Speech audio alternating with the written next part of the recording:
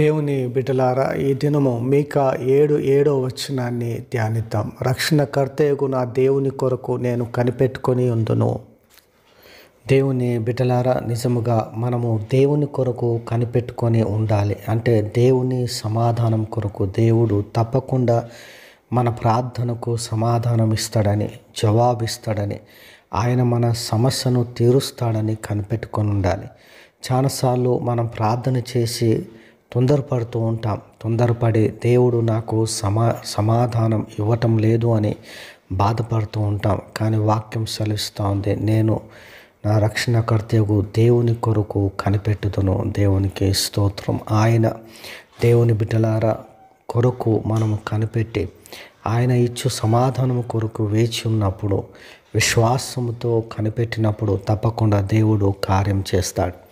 దేవుని బిడ్డలారా, నెలంతా పనిచేసి జీతం కొరకు ఏ విధంగా ఓపికతో మనం కనిపెడతామో, అదేవిధంగా రైతు పంట వేసి కోత కొరకు ఏ విధంగా కనిపెడతాడో, అదేవిధంగా దేవుని సమాధానం కొరకు మనం కూడా కనిపెట్టాలి.